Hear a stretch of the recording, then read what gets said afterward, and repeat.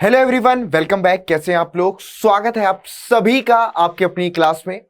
तो बच्चों, linear programming जो हम चैप्टर पढ़ रहे थे उसका ये लेक्चर नंबर 3 है और आज की इस वीडियो में हम डिफरेंट टाइप्स ऑफ एलपीपी यानी कि different types of linear programming problems पर बात करने वाले हैं। उस पर बेस्ड क्वेश्चन करेंगे। ये क्वेश्चन वो है जिनमें हमें एक रियल लाइफ सिनेरियो दे देगा, एक सिचुएशन दे देगा। ठीक है, वो प्रॉब्लम आपकी मैन्युफैक्चरिंग से रिलेटेड प्रॉब्लम हो सकती है, ये प्रॉब्लम आपकी डाइट से रिलेटेड प्रॉब्लम हो सकती है, या फिर कोई अलग केस सिनेरियो आपको दे दिया। अब इस सिनेरियो को हमें कन्वर्ट करना है किसमें? पहले तो इससे एक ऑब्जेक्टिव फंक्शन निकालना है, फिर जो कंस्ट्रेंट है वो हमें फाइंड करना है, और उसके बाद ग्राफिकली यानी कि लीनियर प्रोग्रामिंग की हेल्प से हम ऑप्टिमल सॉल्यूशन पर बात करेंगे। तो इस टाइप के क्वेश्चन आपके बोर्ड्स के पेपर में केस स्टडी के फॉर्म पर भी आ सकते हैं, यानी केस स्टडी फॉर्म पर भी ऐसे क्वेश्चन यूजुअली आपके बोर्ड्स के पेपर में पूछ सकता है। तो चलिए जी स्टार्ट करते हैं। तो सबसे पहले चैप्टर प्रोग्रेस पर नजर मारेंगे तो एक तरीके से डिफरेंट टाइप्स ऑफ एलपीपी पर हम आ चुके हैं। प्रीवियस क्लास में हमने अनबाउंडेड रीजन के बारे में डिस्कस किया था। अनबाउंडेड रीजन के केस में हमने देखा कि कैसे हम बताएंगे कि जो कॉर्नर पॉइंट हमको आए अनबाउंडेड रीजन के, उस पर हमें किस तरीके से हम बोल सकते हैं कि मिनिमम या मैक्सिमम मिलेगा। तो उसके लिए हम कौन सा ग्राफ प्लॉट करते हैं, सभी चीजों के बारे में अपन ने प्रीवियस क्लास में डिस्कस किया था। ठीक है, तो सुनाओ, स्टार्ट विद इट। क्वेश्चन है इस टाइप का। क्वेश्चन मैंने ऑलरेडी स्टार्टिंग में टाइम पर आपको एक केस समझाया भी था, इसको हम सॉल्व करते हैं। क्वेश्चन है, a furniture dealer deals in only 2 items. 2 items में वो डील करता है। Number 1 tables and number 2 chairs. He has 50,000 rupees. उसके पास टोटल अमाउंट जो है वो 50,000 रुपीज है। ठीक है, वो इतना ही इन्वेस्ट कर सकता है टेबल्स और चेयर्स में। And have a storage space of utmost 60 piece. और अपने शॉप में वो 60 पीस से ज्यादा का स्टोरेज भी नहीं रख सकता, इतना ही स्टोरेज वो रख सकता है। अ टेबल कॉस्ट रुपीज 2500। एक टेबल की कॉस्ट 2500 रुपीज है और एक चेयर की कॉस्ट उसको 500 रुपीज पड़ती है। तो अब यहां पर है कि he estimate that from the sale of the one table he can make a profit of rupees 250। जब वो एक टेबल की सेल करता है तो उसको 250 रुपीज का प्रॉफिट होता है। ऑलमोस्ट ये आपका 10% है। और अगेन जब वो एक चेयर को सेल करता है तो उसको 75 रुपीज का प्रॉफिट होता है। ऑलमोस्ट ये 13% है टोटल उसका। ठीक है, he wants to know how many tables and chair he should buy. अब वो ये जानना चाहता है कि वो कितनी टेबल और चेयर परचेज करे कि वो अपने बिजनेस में मैक्सिमम प्रॉफिट गेन कर सके। अमाउंट भी उसका 50,000 रुपीज हो, जो स्टोरेज कैपेसिटी है वो भी कंप्लीटली वो इस्तेमाल कर पाए और मैक्सिमम प्रॉफिट वो गेन कर पाए। तो ऐसा क्या करे, कितनी टेबल्स और कितना चेयर्स वो परचेज करे ताकि उसको मैक्सिमम प्रॉफिट मिल सके। ये हमारा आज का ऑब्जेक्टिव है, यानी कि इस क्वेश्चन में इस बात के ऑब्जेक्टिव हमें फाइंड करना है। तो सबसे पहली चीज 1 बाय 1 अगर हम यहां पर डिस्कस करें तो अगर मैं जेड को प्रॉफिट फंक्शन कंसीडर करता हूं तो सबसे पहली बात कि मैक्सिमम प्रॉफिट उसको कैसे मिलेगा, क्योंकि 250 रुपीज का प्रॉफिट उसको एक टेबल में मिल रहा है और 75 रुपीज का प्रॉफिट उसको एक चेयर में मिल रहा है। तो कितनी टेबल्स परचेज करे? सपोज करो वो एक्स टेबल परचेज करता है और वाई चेयर परचेज करता है। तो एक टेबल में 250 रुपीज का प्रॉफिट है, एक चेयर में 75 रुपीज का प्रॉफिट है। तो डेफिनेटली जेड जो निकल करके आएगा ये मैक्सिमम प्रॉफिट को रिप्रेजेंट करेगा। ठीक है, तो जेड, अब जो जेड है वो प्रॉफिट को डिनोट करेगा, क्योंकि 250 रुपीज एक टेबल में प्रॉफिट है, 75 रुपीज एक चेयर में प्रॉफिट है। तो टोटल प्रॉफिट 250x प्लस में 75 भाई। अब हमें इस प्रॉफिट को क्या करना है? मैक्सिमाइज करना है। क्या करना है? हमें इस प्रॉफिट को आपका मैक्सिमाइज करना है। ठीक है, अब बात करते हैं कि कंस्ट्रेंट क्या है उसके पास। उसके पास 2 तरीके की कंडीशंस है। सबसे पहली बात कि वो 50,000 से ज्यादा पैसा इन्वेस्ट नहीं कर सकता है। मतलब कि अगर वो एक चेयर 2500 रुपीज की खरीदता है और अगर वो एक टेबल वो अगर 2500 रुपीज की खरीदता है तो सपोज करो ऐसी एक्स टेबल परचेज कर ले। अगर वो एक चेयर 500 रुपीज की परचेज करता है तो सपोज करो ऐसी वो वाई चेयर परचेज कर ले, तो टोटल अमाउंट जो वो इन्वेस्ट करेगा इसमें वो 50,000 से ज्यादा नहीं होना चाहिए। तो not should be greater then 50,000। और तीसरी कंडीशन यहां पर ये है कि भाई स्टोरेज कैपेसिटी, चाहे वो जितनी टेबल ले या जितनी चेयर ले, मैक्सिमम स्टोरेज यानी कि x plus y, number of tables plus number of chair 60 से ज्यादा नहीं होनी चाहिए, 60 आइटम से ज्यादा नहीं होनी चाहिए। ये उसकी कंडीशंस है। ठीक है, यानी कि और सबसे पहली बात कि ऑब्वियसली बात है कि नंबर ऑफ टेबल्स कितनी होंगी, नंबर ऑफ टेबल्स और number of chairs should be greater than equal than zero, यानी कि जीरो या जीरो से ज्यादा होंगी। ठीक है, ऐसा तो नहीं है ना कि -1 चेयर खरीदेगा, नहीं ना, कम से कम एक या कम से कम मतलब ये मान के चलो जीरो या जीरो से ज्यादा, एक भी नहीं खरीदेगा, या तो फिर एक खरीदेगा, दो खरीदेगा, तीन खरीदेगा, ये कंडीशंस है। तो ये हमारे पास ऑब्जेक्टिव फंक्शन है और ये हमारे पास कंस्ट्रेंट है। अब हमें क्या करना है बच्चों, इनका ग्राफ प्लॉट करना है। तो 1 बाय 1 मैं यहां पर आपको इनको समझाता हूं अच्छे तरीके से।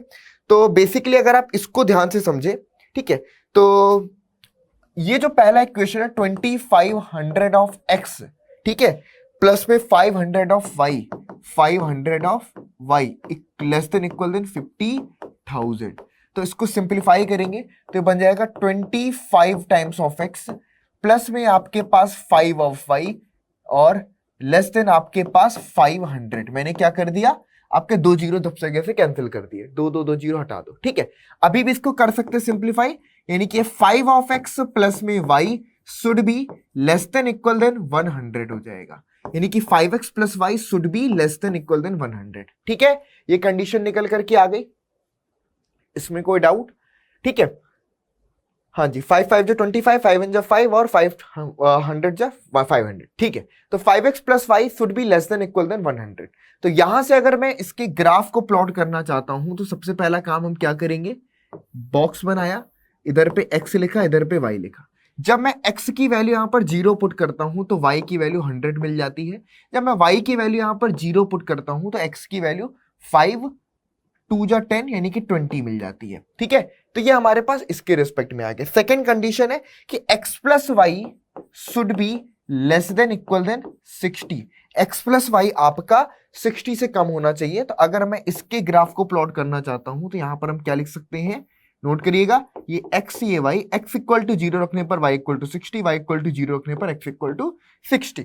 ये हमारे पास पॉइंट्स मिल गए जिनके थ्रू हम ग्राफ प्लॉट कर लेंगे आपका।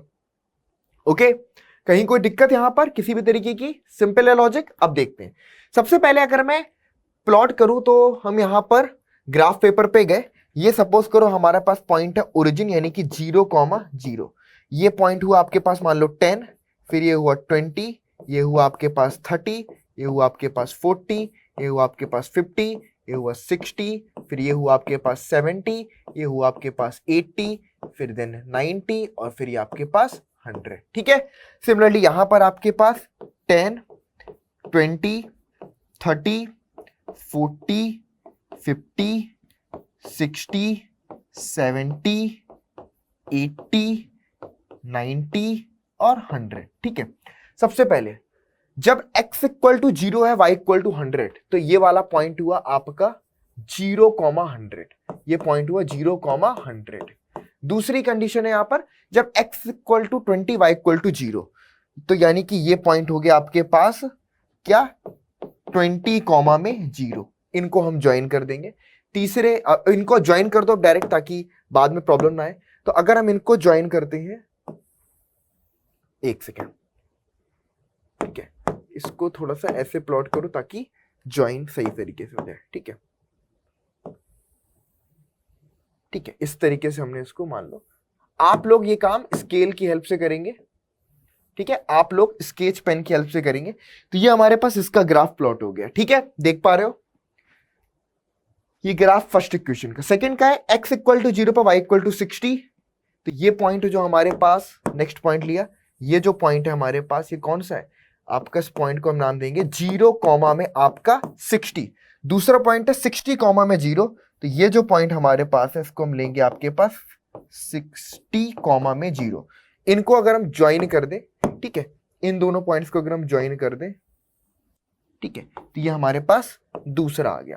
तो अब इस तरीके से बाउंड्री रीजन अगर आप देखें तो ये, अब पहले हमारी पहली कंडीशन थी कि 5x plus y should be less than equal than 100।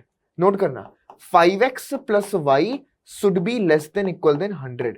Less than equal than 100 बोल रहा है, यानी कि अगर मैं x equal to 0, y equal to 0 यहां पर पुट करता हूं तो 0 शुड बी लेस देन 100 आएगा ही आएगा।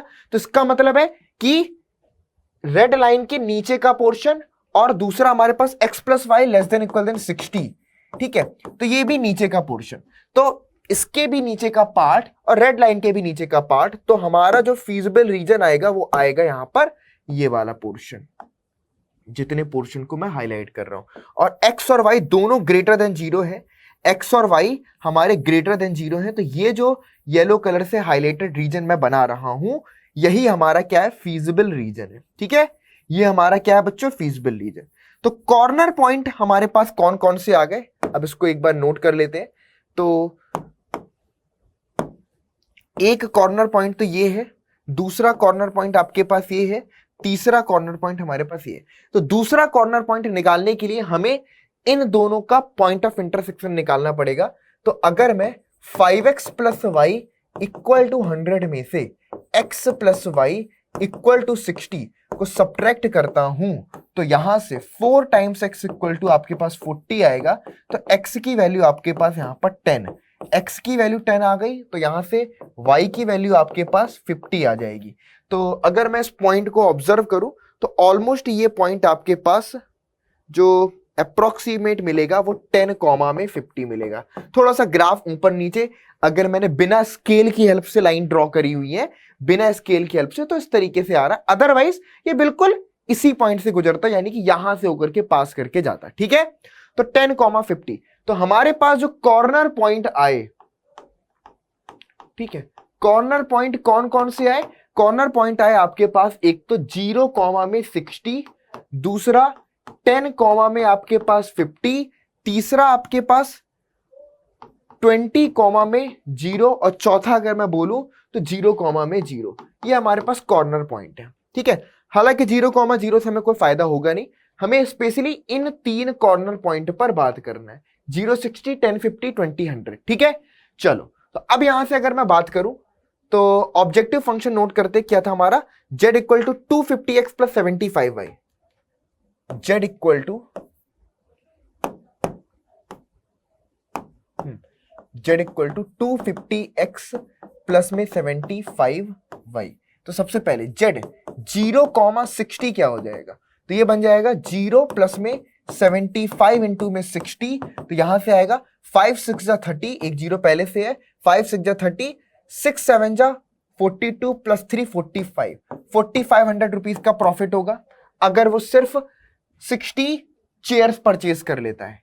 z 20,0, तो यानी कि इसमें बनेगा 250 इंटू में आपके पास 20 प्लस में आपके पास 0, तो ये आपके पास यहां से 5000 रुपीज का प्रॉफिट बनेगा अगर वो सिर्फ और सिर्फ टेबल परचेज कर लेता है।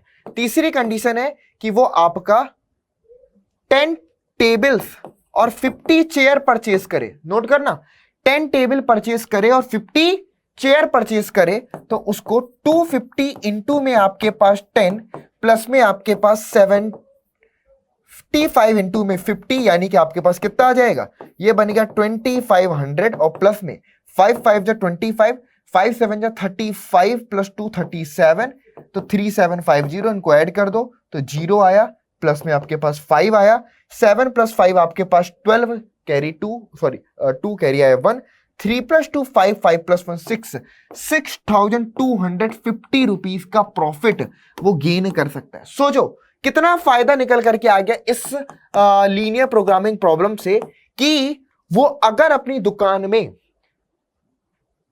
10 टेबल रखता है, ठीक है, और 50 चेयर्स को रखता है, तो टोटल स्टोरेज भी इस्तेमाल कर पाएगा।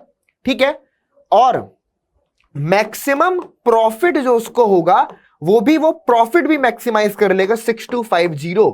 और कॉस्ट की बात करेंगे तो कॉस्ट भी सबसे कम पड़ेगी उसको। ठीक है, अगर कॉस्ट की बात करें तो कॉस्ट अगर आप देखो तो 10 टेबल्स की कितनी कॉस्ट पड़ गई, एक टेबल 2500 रुपीज की है, तो 2500 इंटू में 10, ठीक है, और प्लस में आपके पास 500 की एक चेयर थी, उसमें उसने 50 से मल्टीप्लाई कर दिया, कितना आ गया, तो ये बन गया 25,000, और ये बन जाएगा आपके पास 5 5 जा 25,000। मतलब कि पैसा भी उसका पूरा इन्वेस्ट हुआ और सबसे ज्यादा प्रॉफिट भी उसने गेन कर लिया। इट मींस कि ये हमें ऑप्टिमल सॉल्यूशन मिला। तो लीनियर प्रोग्रामिंग प्रॉब्लम का एक बेहतरीन एग्जांपल आपके सामने है, किस तरीके से हम मैक्सिमम प्रॉफिट ऑब्टेन कर सकते हैं। क्लियर है?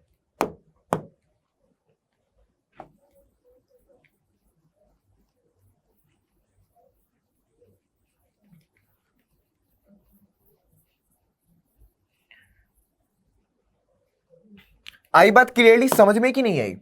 ठीक है, यानी कि 6,250 रुपीज मैक्सिमम प्रॉफिट वो आपका गेन कर सकता है अगर वो ऐसे इन्वेस्टमेंट करता है।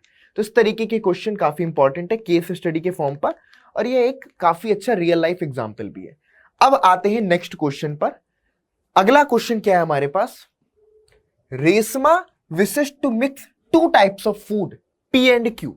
रेशमा फूड पी और फूड क्यू को मिक्स करके in such way that the vitamin contents of the mixture contains at least 8 units of vitamin ए।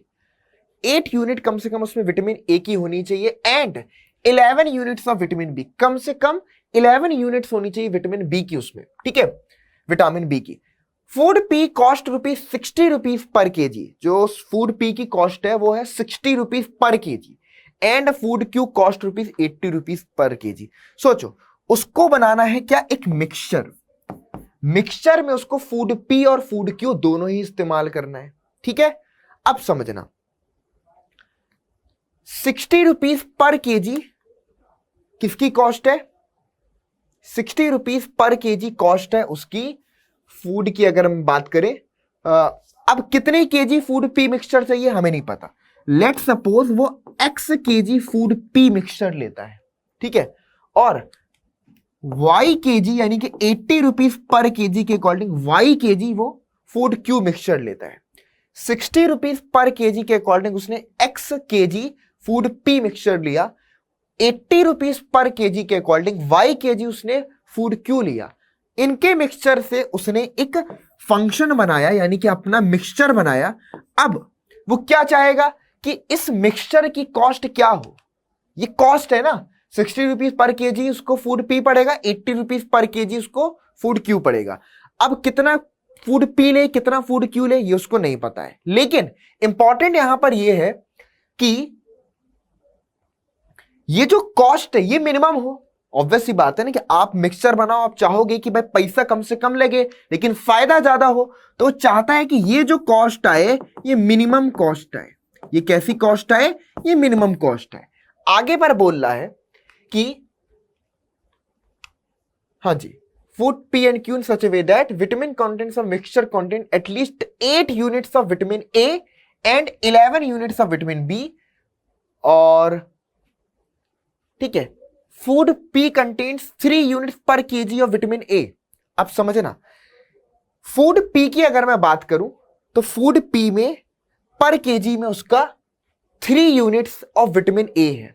ठीक है, तो अगर मैं फूड पी कितने केजी ले लाऊं मुझे नहीं पता। विटामिन ए की कंडीशन है कि भाई मिक्सचर में कम से कम 8 यूनिट, एटलीस्ट 8 यूनिट तो होना ही चाहिए विटामिन ए का। ठीक है, कंटेन 8 यूनिट्स ऑफ विटामिन ए। तो सपोज करो हमने ₹3 पर केजी के according x KG food P लिया, क्योंकि प्लस आगे पर फूड क्यू अगर मैं देखूं तो फूड क्यू के अकॉर्डिंग 5 इसमें गिवन है हमारे पास। हाँ जी, food B while food 4 units of kg vitamin A. जो फूड क्यू उसमें per kg 4 units of vitamin A है।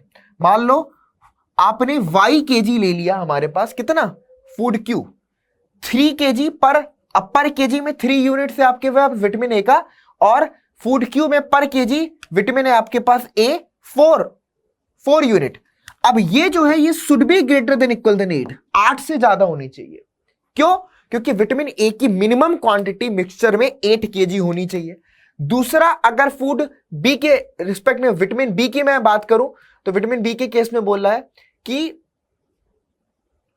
फूड पी कंटेंट्स 5 यूनिट्स पर KG of vitamin B. Food P के हर एक केजी में 5 यूनिट है विटामिन बी का। तो सपोज करो 5 और आपने x केजी फूड पी ले लिया, उसके बाद 2 units of vitamin be in food Q, और फूड क्यू आपने मान लो y केजी लिया जिसमें पर केजी 2 यूनिट है। तो 5x + 2y, ये भी आपका क्या होना चाहिए गिवन कंडीशन कि 11 unit, at least 11 unit of vitamin B. ठीक है, at least 11 units of vitamin B, कम से कम 11 यूनिट से ज्यादा होना चाहिए। मतलब यह है कि भाई मिक्सचर में कम से कम 8 केजी हो विटामिन ए का, मिक्सचर में कम से कम 11 केजी हो विटामिन बी का। तो ये हमारे पास कंस्ट्रेंट बन गए क्योंकि विटामिन ए और विटामिन बी के रिस्पेक्ट में कंस्ट्रेंट थे। ठीक है, अब ऑब्वियस सी बात है कि जो x होगा वो भी ग्रेटर देन इक्वल देन 0 होगा, y भी ग्रेटर देन इक्वल देन आपका 0 होगा। तो ये हमारे पास इतनी कंडीशंस यहां से निकल करके आ गए। तो 60x plus 80y is the cost function जिसको मिनिमाइज करना है। विटामिन ए के रिस्पेक्ट में बात करेंगे तो फूड पी के हर एक केजी में 3 यूनिट विटामिन ए था और फूड क्यू के हर एक केजी में 4 यूनिट विटामिन ए था। तो मान लो x केजी फूड पी के लिए है, y केजी फूड क्यू के लिए है, तो 3x plus 4y should be greater than equal than 8 unit से ज्यादा होना चाहिए। 5 केजी पर यूनिट सॉरी 5 यूनिट पर केजी विटामिन पी में फूड पी में विटामिन बी है और 2 यूनिट पर केजी फूड क्यू में विटामिन बी है। तो इसकी मिनिमम जो क्वांटिटी वो 11 यूनिट हमको चाहिए। तो ये सारी चीज यहां से निकल करके हमको आ गई। ठीक है, अब हम इनका ग्राफ प्लॉट करेंगे। तो सबसे पहला काम जो हम करने वाले हैं वो ये है कि 3x प्लस 4y, पहला इक्वेशन नोट किया 3x plus 4y equal to 8। इसके लिए हमने सबसे पहले क्या किया, x रखा, y रखा, x इक्वल टू 0 रखेंगे तो y इक्वल टू 2 आएगा, y इक्वल टू 0 रखेंगे तो x इक्वल टू 8 अपॉन में 3 आएगा। ठीक है, बढ़िया। उसके बाद अगला था 5x plus 2y greater than equal than 11। 5x plus 2y greater than equal than 11। तो अब इसको सॉल्व करने के लिए हमने इक्वल टू 11 रख करके सबसे पहले ये निकाला x और y। ठीक है, x इक्वल टू 0 रखेंगे तो y इक्वल टू 11 अपॉन में 2। ठीक है, जो कि आ जाएगा आपके पास 5.5 के बराबर। ठीक है, और जब मैं y इक्वल टू 0 रखूंगा तो x इक्वल टू कितना आ जाएगा 11 अपॉन 5, यानी कि 5 2 जा 10, जो कि 2.2 के बराबर आ जाएगा। ठीक है, 2.2 के बराबर। और 8/3 को अगर हम देखें तो कितना आ जाएगा 3 2 जा, ये आ जाएगा आपके पास 3 2 जा 6, फिर आ जाएगा 2, फिर 3 6 जा 18, तो 2.6 या 7 अप्रोक्सीमेट हम लिख सकते हैं। तो 2.6 मैंने इसको लिख दिया। ठीक है, अब मैं इसका ग्राफ प्लॉट करूंगा। तो सबसे पहले अगर मैं यहां पर देखूं, मान लो ये आपके पास 0 है। ठीक है, और अगर पॉइंट के अकॉर्डिंग देखें तो कुछ इस तरीके से है।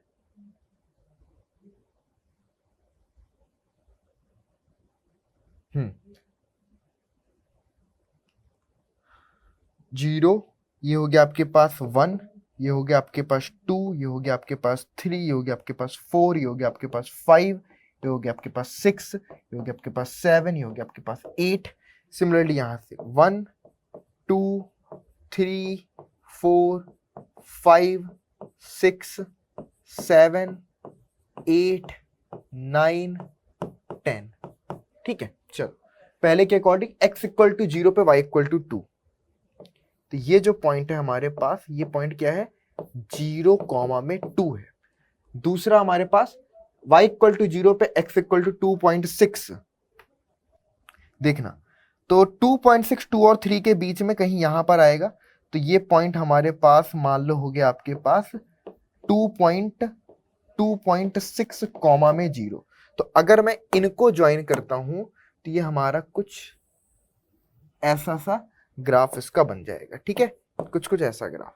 और कंडीशन, अब इसके बाद दूसरा देखते हैं, x इक्वल टू 0 पे y equal to 5.5, x equal to 0 पे y इक्वल टू 5.5, ये कोई पॉइंट आएगा आपके पास 0 कॉमा में 5.5।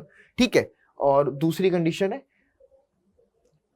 y इक्वल टू 0 पे x इक्वल टू 2.2। नोट करना 2.2 कुछ हमारे पास यहां से आ जाएगा, ये यानी कि 2.2 कॉमा में आपके पास 0। तो इसका ग्राफ अगर हम प्लॉट करें तो कुछ हमको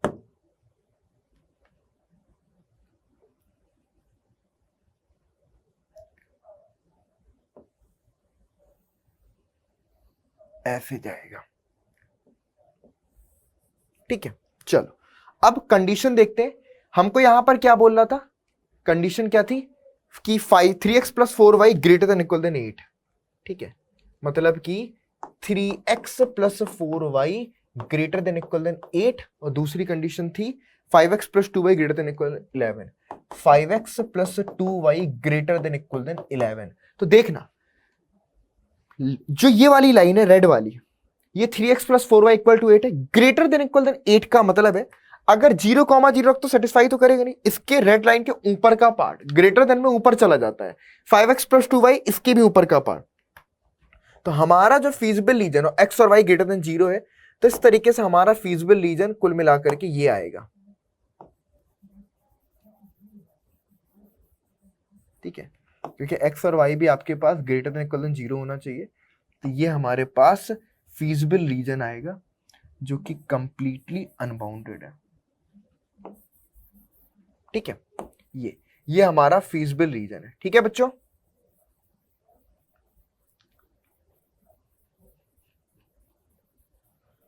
ओके, ये हमारा फीजिबल रीजन है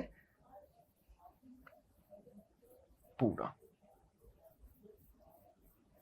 जो कि अनबाउंडेड रीजन है, ठीक है, कंप्लीट क्लियर, यहां तक समझ में आ गया। कलर कर देता हूं, कलर का बहुत शौक है मुझे, ठीक है।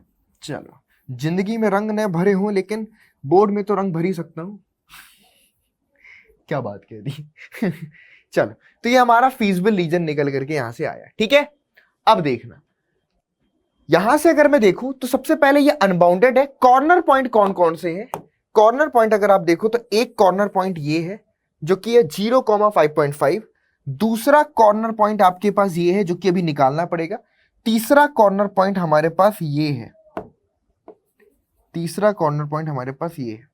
तो सबसे पहले अगर मैं इनका पॉइंट ऑफ इंटरसेक्शन निकालूं, यानी कि 3x प्लस में 4y इक्वल टू 8 और 5x प्लस में 2y इक्वल टू 11, इसमें 2 से मल्टीप्लाई कर दूं तो 3x plus 4y equal to 8, ये बन जाएगा 10x प्लस में 4y इक्वल टू 22।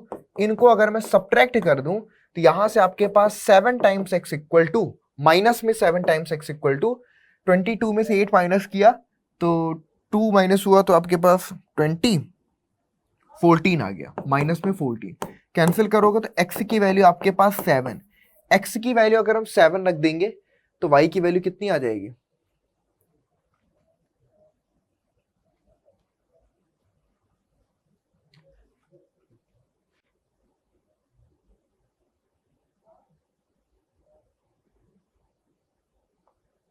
y की वैल्यू भी पॉजिटिव होनी चाहिए ना,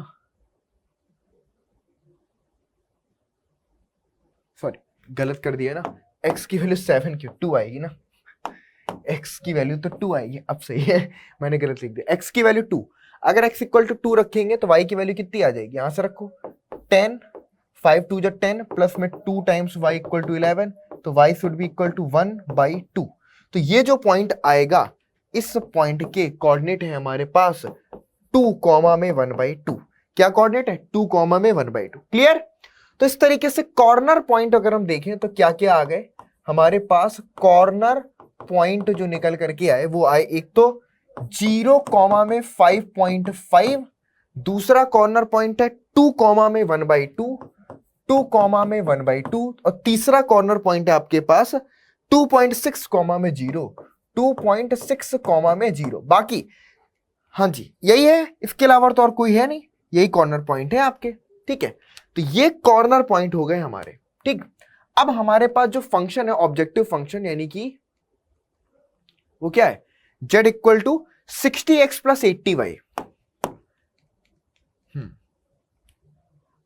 ओके, तो ये हमारे पास ये चीज आपको दिख रहा है, ये ग्राफ कुछ इस तरीके का बन करके आएगा, ठीक है, जो कि अभी नहीं हमने यहाँ पर 8/3 उस तरीके से करके निकाल भी लिया, ठीक है। तो अब एक तरीके से हम यहाँ पर अब जो नेक्स्ट स्टेप करने वाले वो ये है कि एक सेकेंड, ये जो हमारे पास z इक्वल टू आपका ऑब्जेक्टिव फंक्शन है 60x plus 80y, 60x plus 80y, हमें क्या फाइंड करना है? इसकी मिनिमम कॉस्ट कितनी होगी?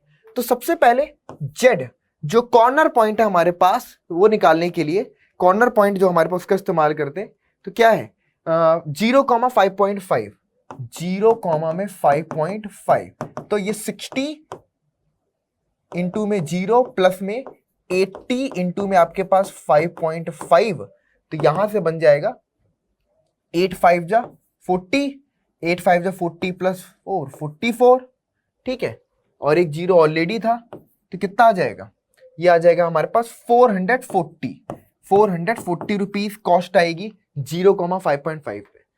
सिमिलरली जेड 2,1/2 पर अगर मैं बात करूं, 2 कॉमा में 1/2 पर, 2 कॉमा में 1/2 पर, तो कितना आएगा 60 इंटू में 2 प्लस में 80 इंटू में आपके पास 1/2, तो ये बनेगा 120 प्लस में आपके पास 40, यानी कि आपके पास 160। ये हमको इस पे मिल गया। क्लियर है? अब इसके बाद अगर मैं यहां पर z इक्वल टू आपके पास तीसरा कॉर्नर पॉइंट है 2.6 कॉमा में आपके पास 0, तो रखता हूं, तो 60 इंटू में आपके पास 2.6 प्लस में आपके पास 80 इंटू में 0, तो बन जाएगा 6 6 जा, ठीक है, 6 6, अगर यहां से हम देखेंगे तो कितना आ जाएगा,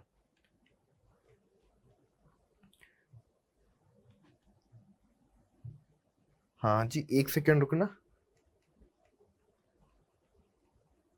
ग्राफ कहाँ गया हमारा, ये है, एक सेकेंड, ग्राफ हमारे पास 2.6 और इसका है 2.6 या 8/3 डायरेक्ट अगर रख दूं उसको मैं, ठीक है, 8/3 अगर रखूं तो ज्यादा बेटर है ना, 2.6 रखूं या डायरेक्ट इसको 8/3 रख देता हूं, 8/3 प्लस 0, तो 3 2 जा 6, तो अगेन ये 160 आ जाएगा, ये भी 160 हमको मिल गया। ठीक है, तो एक तरीके से z 2.6 या इसको मैं सीधे 8/3 लिख करके सॉल्व कर दूं, ठीक है, हाँ जी, तो 160 160 दोनों में हमको 160 160 यहां पर आपका मिल रहा है। क्लियर है? दोनों में ही हमें 160 और 160 आपके पास क्या मिल रहा है, मिनिमम कॉस्ट मिल रही है। यहां पर तो ज्यादा मिल रही है, 2 पॉइंट पर मिनिमम मिल रही है, लेकिन रीजन अनबाउंडेड है, तो रीजन अनबाउंडेड के केस में हम ये नहीं बोल सकते डायरेक्ट कि 160 हमारा ऑप्टिमल सॉल्यूशन होगा। अब इसके लिए हमें क्या करना पड़ेगा, कंडीशन सेटिस्फाई करनी पड़ेगी कि मिनिमम जो हमको मिल रहा है वो आपका 160 है। ठीक है, अब समझना यहां से ध्यान से, अगर हम चाहते हैं मिनिमम, तो जो हमारा ऑब्जेक्टिव फंक्शन है, जो कि हमारे पास क्या था, एक सेकेंड, बार बार इधर उधर जाता है,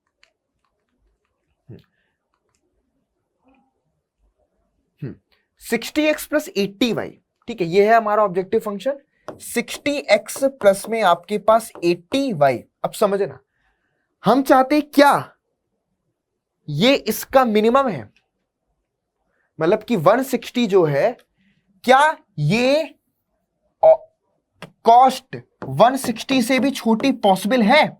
अब ये चेक करो, 60x plus 80y max minimum cost है, क्या ये कॉस्ट 160 से भी कम पॉसिबल है? अगर इस रीजन यानी कि इस इनइक्वालिटी को सेटिस्फाई करने वाला रीजन हमारे इसमें, यानी कि जो हमारा फीजिबल रीजन है, इसमें कॉमन पार्ट कंटेन करेगा, तब तो नहीं है। लेकिन अगर कॉमन पार्ट कंटेन नहीं करता है, तब हमको मिनिमम 160 मिलेगा। तो अगर मैं इसको प्लॉट करता हूं तो कितना आ जाएगा, ये बन जाएगा 6x प्लस में 8y less than equal then 16, तो ये आपके पास 3x प्लस में 4y और यहां से लेस देन इक्वल देन 8 बन गया। ठीक है, 3x, अच्छा 160 से कम की बात कर रहे हैं ना, 160 से कम की बात कर रहे हैं, तो यहाँ पे लेस देन कर दो। ठीक है, यानी कि क्या हमारे ऑब्जेक्टिव फंक्शन की मिनिमम कॉस्ट 160 रुपए से कम हो सकती है? इस पर ग्राफ बनाओ, इससे कम हो सकती है, चेक करते हैं। तो सबसे पहले अगर 3x plus 4y less than 8 का अगर मैं ग्राफ प्लॉट करता हूं तो क्या बनेगा, नोट करना, ये x और y, x इक्वल टू जब 0 पुट करेंगे तो y इक्वल टू 2 आएगा, y इक्वल टू 0 पुट करेंगे तो x इक्वल टू हमको 8/3 आएगा। यानी कि 2 पॉइंट अगर हम देखें 0,2, तो यहां पर इस ग्राफ पे हमारे आएंगे 0,2, ये पॉइंट हमारे पास है। ठीक है, ये पॉइंट 0,2 है, उसके बाद आपका 8/3,0, बहुत बढ़िया।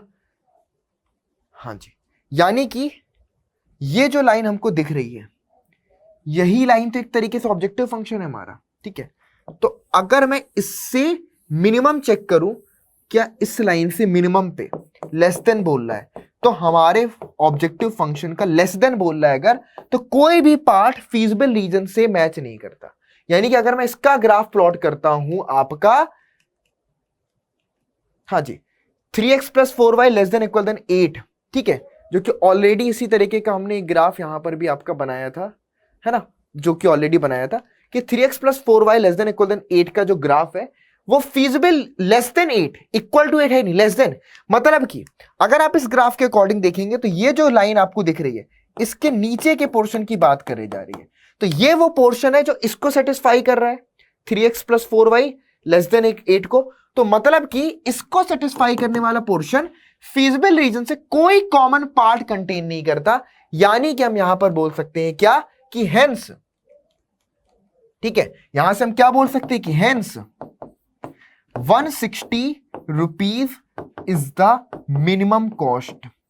160 रुपीज आपकी क्या होगी, मिनिमम कॉस्ट होगी, 160 रुपीज मिनिमम कॉस्ट हो जाएगी। और देन अगर 160 रुपीज मिनिमम कॉस्ट है तो उसके रिस्पेक्ट में अगर हम देखें तो जो यूनिट्स हमको निकल करके आई थी एक्स और वाई की वैल्यू, और जो 160 यानी कि जो मिनिमम कॉस्ट है ये हमको इन दोनों पॉइंट्स को ज्वाइन करने वाली लाइन के हर एक पॉइंट पर मिलेगा। ये जो दो पॉइंट है, ये वाला और ये, इन दोनों पॉइंट्स को ज्वाइन करने वाले हर एक पॉइंट पर हमें मिनिमम मिलेगा।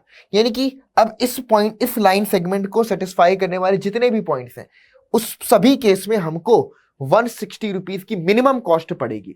तो जरूरी नहीं है कि आप सिर्फ उतना ही लो, आप इन दोनों पॉइंट को ज्वाइन करने वाले पर जितने भी पॉइंट आ रहे हैं सभी पर हमको मिनिमम कॉस्ट मिलेगी। तो इस तरीके से ये वाला क्वेश्चन हमारा कंप्लीट होता है, ठीक है। तो हम क्या बोल सकते हैं कि hence we will gate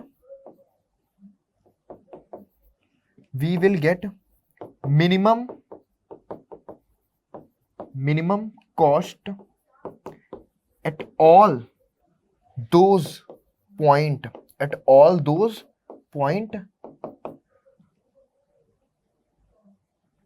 which joins